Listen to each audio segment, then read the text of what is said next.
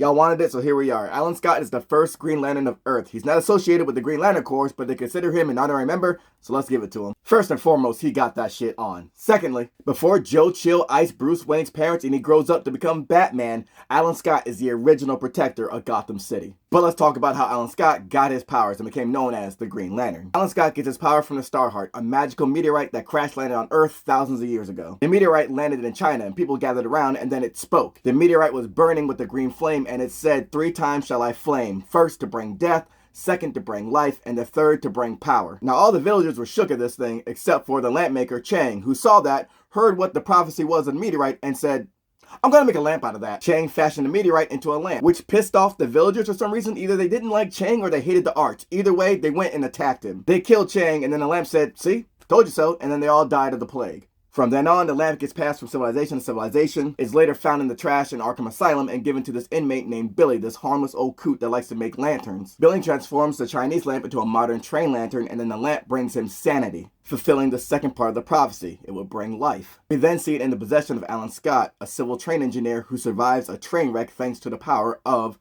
the Green Lantern. The Lantern then tells him to go out there and do good, fight evil. Also, our power is weak against wood. Unlike the Green Lantern Corps, where they turn willpower into hard, light, solid constructs, Alan's ring is more magic-based. So not only can he create energy constructs, but he can time travel, manipulate metal, and his aging is slowed down. Even though it's different from the Green Lantern Corps' ring and can do all these incredible things, it's still powered by willpower. Alan Scott is the Golden Age Green Lantern. The Golden Age of comics lasted from about 1938 to 1956. After World War II, superheroes decline in popularity, so Alan Scott's series gets canceled after issue number 38 in 1949. But once superheroes are on the rise again and we enter the Silver Age of comic books, the Green Lantern gets reimagined into a more sci-fi type of superhero that's part of a larger institution. Hence, Hal Jordan and the Green Lantern Corps. By the time Hal Jordan is around as Green Lantern, Alan Scott is already in retirement, a forced retirement due to the fear of mystery men by the American government. But now that there's more superheroes like Superman, Wonder Woman, Batman, and the other Green Lantern, Alan Scott doesn't have to stay in retirement anymore. Alan even teams up with his successor, Hal Jordan, for an adventure. Well, I say team up, he tried to warn Hal Jordan, and Hal Jordan is young, cocky, and arrogant. He is taking every chance he can to call Alan Scott washed. But when Hal Jordan gets called in by his bosses, the Guardians of the Universe, and sees Alan Scott there waiting with them, he learns a bit of a lesson about humility because the threat that Alan Scott was warning about turned out to be a rogue Guardian named Krona. All you need to know about Krona is that he was once a Guardian of the Universe back when they were really young, and he tried to find the secrets of the universe, how it got started. Krona was warned against doing this, but he said, I'm gonna do it anyway. And he saw the hand that created the universe and tried to go even further beyond that to see what happened. But in doing so, he cut off the universe's lifespan by 1 billion years and disturbed the balance that spread evil throughout the universe,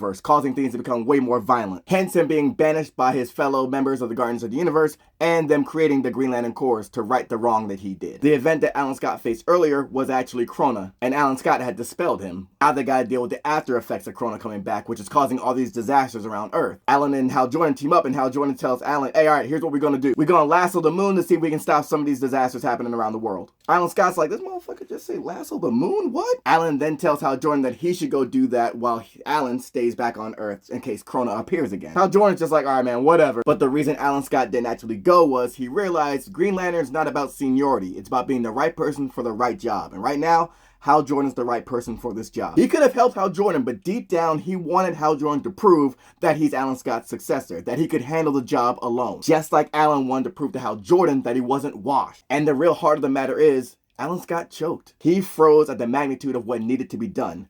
Hal Jordan didn't. However, later on, Krona sneaks up on Hal Jordan and takes over his body, kicking him out. Hal Jordan astral projects to Alan Scott for help. Alan Scott heads over to Oa with the Green Lantern Corps and he helps take down Krona inside of Hal Jordan's body. They expel him out. And the Guardians are so impressed with Alan Scott that they tell him, hey, if you want to join Green Lantern Corps records, you can do that, man. We got room. But Alan recognizes, nah, I got my hands full at home. Plus, Sector 2814 is already in good hands. On the trip back home to Earth, Alan Scott's talking about how beautiful space is, and Hal Jordan's like, yo, I can take you around this nebula that'll blow your mind. Alan Scott's like, man, my ring-slinging days are behind me. And Hal Jordan says, all right, well then, this is probably the best time to apologize to you. Hal Jordan apologizes for being a dickhead and calling him washed. He says he should have treated him with respect from jump because he may be today's hero, but Alan Scott He's a living legend. He tells Alan that it was an honor and a privilege to stand beside him, and Alan lets him know the feeling's mutual. It should also be noted that Alan didn't stay retired for very long. Alan Scott rejoined the Justice Society of America and helped train the new heroes of tomorrow. Alan Scott married a supervillain named Thorn, and he's got 2 children, Jade and Obsidian. But around the New 52 era, Alan Scott also came out as an openly gay man. Alan Scott got a series in 2023 exploring his years as a closeted gay man earlier during the World War II time. Keep in mind, Alan Scott's last solo series was back in 1949. He didn't get another one until 2023. Alan Scott out here being comic book royalty. This dude been around since 1940 and still has a bunch of new stories to tell.